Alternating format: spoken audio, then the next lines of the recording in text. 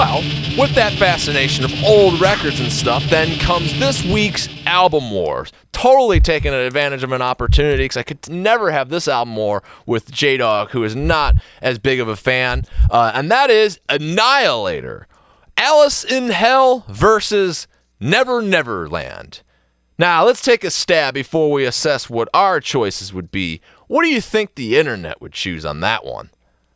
I think the internet's going with Alice in Hell. Yeah, I would think so.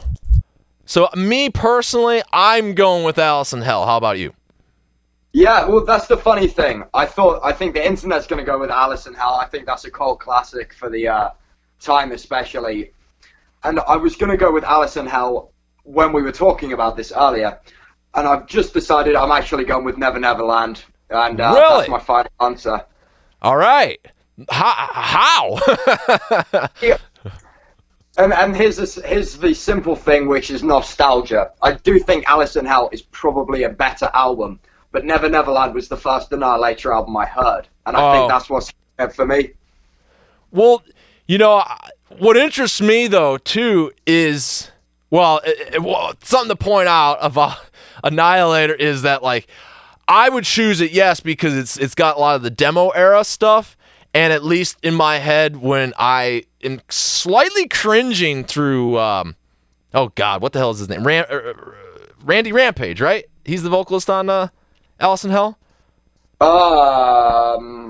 know, I could not tell you off the top of my head. Right, it doesn't matter. I'm pretty sure, though, that, like, I prefer the Jeff Waters, you know, monster vocals from the demo. Oh, yeah, definitely. I'm like, man, Annihilator would have been far more intense if it had vocals still with that Jeff Water did, as opposed to, I mean, dude, like, maybe not Randy Rampage and not the records that we're talking about, but, like, Set the World on Fire.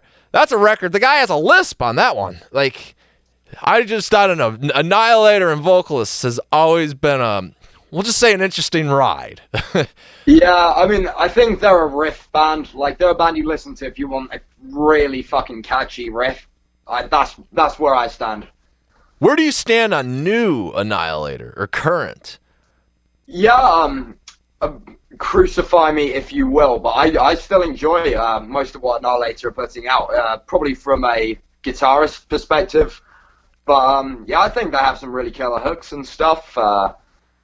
Maybe it's been a bit watered down. Maybe it's not quite as good as it was. But no, I think they've still got some worthwhile material coming out. So if Annihilator had a new album coming out next week, you'd be like, "Fuck yeah, waiting in line, going to get it." Nah, nah, but, not that good.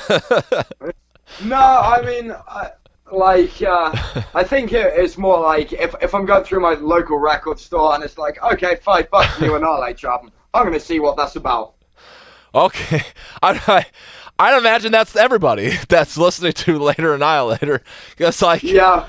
I mean, have you? I think I've said this on the show before. Like, I want to meet that guy that's like, dude, one of those bands that just has the best fucking discography ever is Annihilator. Untouchable, love it. Demons, great album.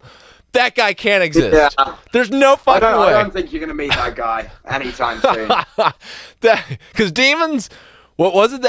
Refresh the Demon, the solo album that Jeff Waters did, which is like, which playing what I just said, it should have been awesome. It should have been like Alice in Hell speed riffs with monster vocals, but no, it was a god awful Jeff Waters with a drum machine 90s style.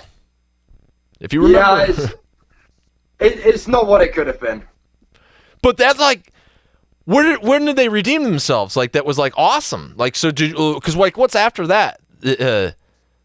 Well, I have a sort of big void between the first 2-3 albums, and then I think in about 2008 they did Suicide Society, and I think that has some really good tracks on it, but not from the same kind of good as the first couple albums. I'm talking more the kind of stuff you stick on when you're kind of having your morning coffee, more than like, oh, I want to listen to a really fucking phenomenal record from start to end, and that's my day.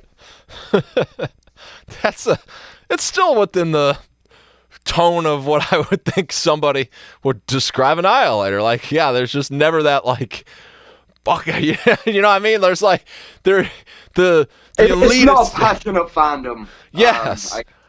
Like you even if you see someone with a patch, like, and that's what I think is going to be the internet response. Is probably Alice in Hell, but it's almost going to be, there's going to be people being just kind of like no contest, I would think. I mean, maybe Never Neverland, but because that's even got like some of the demo era was left over for that album, if I remember correctly. I do think if it wasn't for the fact that I had that Annihilator album about 2 years before I ever bought Alice in Hell, so it sat with me a lot longer. I think without that, it would have been easily Alice in Hell. I think I am being swayed by nostalgia here. Well, you're actually right about well, not right or wrong. It doesn't matter. It's all opinion. But I'm in the same camp as you because actually, I would say the Annihilator album that I actually enjoy most is, oddly enough, Carnival Diablo. And that is because it's the first album I ever heard by him. And so that first record syndrome definitely has a play. And it's because of that I'm very interested to, dear viewer internet, what you think for this week's album war. Annihilator. What was it? Annihilator Alice in Hell versus Never Neverland. I mean, neither of them have awesome album titles, but I would definitely say Alice in Hell is a way better title than Never Neverland. I think you're going to have a good chunk of viewers just saying, I don't fucking care.